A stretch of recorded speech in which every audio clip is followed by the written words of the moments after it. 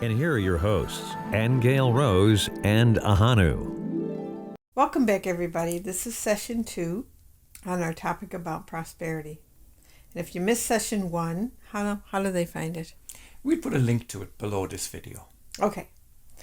All right, and we're reminding you that the subject matter and the information is coming through group Akashic Record sessions that we've had in Dublin, Ireland.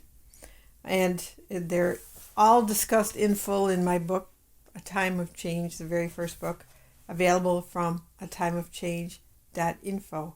And I also want to mention that if you are interested in learning to read the Akashic Records, we have a training coming up in Bend, Oregon on September 24th and 25th. It's a 2-day workshop which will teach you how to get into the Akashic Records, how to become a reader, how to read yourself, how to read others. And if we have time, we will go into the Universal Records a little bit. So that's coming up as a live workshop in Bend, Oregon, and you can find the information on worldofempowerment.com. worldofempowerment.com. But you will also find it at akashicrecords.smartmember.com. But remember, if you can't make it physically to Bend, Oregon, remember that we also teach this as a home study course. And that's available also by searching on the World of Empowerment website and just search under Akashic Records or training course, and you will find the details of it there. All right, so this is the question that a member of the group asked. The question was, a lot of people will say that it's very easy to manifest prosperity. Yet for a lot of people, it's actually very difficult to manifest prosperity. Why is that? Okay. I remember that question so well, and I remember finding it very valuable actually, because it's like as if people were made unequal, and that actually got me. It really did. And I spent a bit of time trying to understand why would that be the case. Yeah. Yes. Okay. But it is only an appearance, of course. I mean, and it's also a matter of interpretation, and it's a perception. But nonetheless, it's very real for a lot of people. It is. Yes. Okay, so the answer Source brought forth was that people feel guilty about being prosperous due to what we have already explained. Now, what Source would be talking about a little bit before this was the belief in death. And I suppose we should give that a little bit of note here, because that will be a conversation that we do have in this series about the death belief and all that involves. Okay, but we're specifically focusing on guilt right now. Okay, so it continues and says, if you feel that there is going to be a consequence to someone or something you manifest, you won't allow yourself to have it. And if you do, you will destroy it for yourself eventually in some way. Look at the people who have fame or millions of dollars. You will often hear how they destroy themselves with drugs or alcohol, or they become so egotistical that they lose favor with others. So it goes on to talk about illness. It says every illness is really self-punishment in some way. When illnesses manifest in you, it is part of you that doesn't believe in your own innocence, that you're loved by God. Beneath all suffering and lack is the unhealed core belief in guilt and punishment. That's the problem. When people say they want something, and it doesn't have to be only money, it could be a relationship, a new car, and if they have a subconscious equation that associates the object of their desire with a negative consequence of some type, they will not allow their desire to manifest. They may simply believe it is impossible for them to have that object, or that the consequence of having it outweighs the benefits.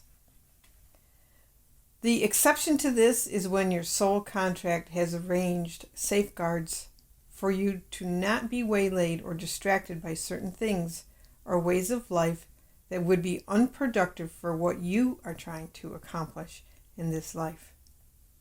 Sometimes people know, for example, that if they were to suddenly manifest things they desire, they'd leave people, places, or existing relationships in their lives, so they worry about the effect of that on others.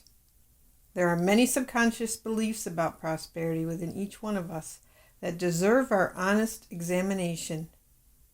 And journaling about your beliefs is a great exercise. Okay, so I just wanted to say this one thing, because the next question is that somebody does ask, is there any way to get rid of guilt? Mm-hmm. Yes. And Source says, to release guilt, you first have to stop believing in it and then release the fear that is attached to it. So the next thing goes into fear, but let's just stay on the topic of guilt right now. What do you think about that whole section? Guilt is an amazing thing. Guilt. I remember even being brought up as a child how guilt gets introduced very quickly into our learning. If you do this, this is the consequence. Or you'll get, grounded or sent to your room or punished. This is the payment for that. So in other words, you very quickly arrive at the place that for everything there's a price to pay. And for the rest of your life then, I know in my case, you're waiting for the other shoe to drop. It is true. And it's also the belief that whatever you gain, there's loss attached. Yes. Okay, now we all know that in this particular world, things are temporary. Things don't last forever in this physical universe. They come and they go. That's part of life.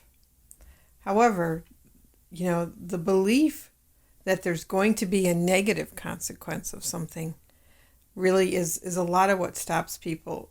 And then it brings in this whole thing about the belief in earning, that we have to earn every single thing we receive. And also there's that issue of deserving. And of course that goes back to the belief in guilt. Yes. Because when Source says to you, well, you're really innocent. I mean, how many, if we really knew we were completely innocent and that we deserved only every good thing, how different we'd all be, really. Because we wouldn't be, we'd be joyous for other people when they received. We know that they're just as deserving as we are, that there's plenty for all. I remember, as I say, as a child, Aingeal was struggling with this whole guilt and punishment thing. And then somewhere along the line, somebody said to me, if God be for you, who can be against you? Mm-hmm. And that thought completely blew me away. I mean, because we consider that God is not for us. Well, we think it's both, don't we? Yeah. We think that sometimes it is, sometimes it isn't. But how could a God not be for you all of the time, you see? And this is where we're going when you come into how do we alleviate ourselves from this guilt. But staying with the guilt for a moment, it is everywhere.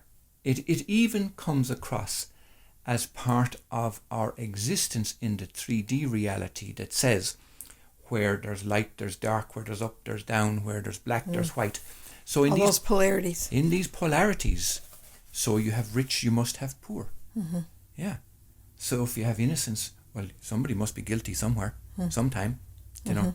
So these polarities are things that really come undone when you start journaling about them. And I want to bring this point up simply because Aingeal Rose has spent many years journaling, many years journaling, and she taught me to do the same, and it's amazing what actually comes out of your journaling. And this is not to be a chore in the sense that, it's like composing a manuscript, or in school, you're doing a composition of some. It's not work. This is actually a joyful unfolding. Aingeal Rose and we created an absolutely wonderful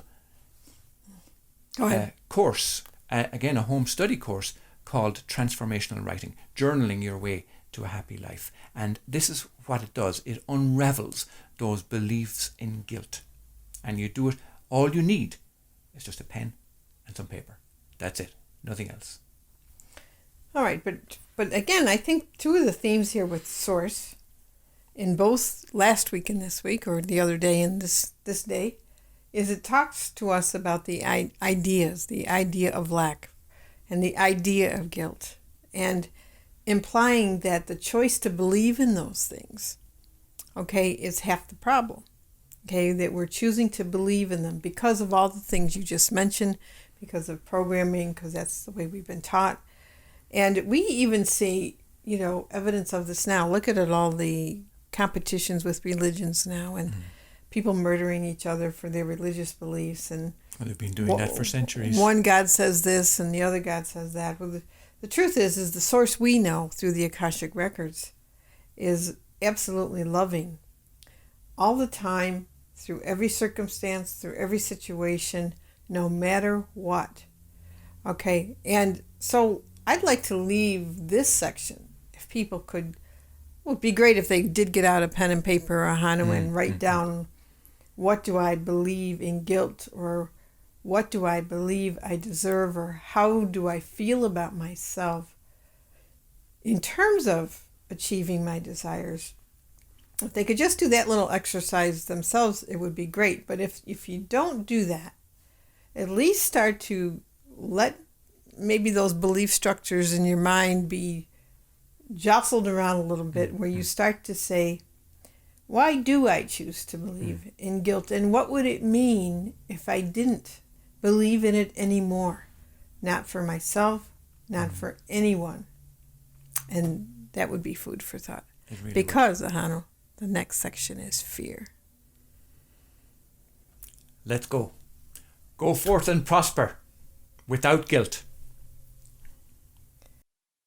You've been listening to Answers from the Akashic Records, a world of empowerment service from Aingeal Rose and Ahonu. To get the profound statements from the Akashic Records in your mailbox each week, log on to worldofempowerment.com.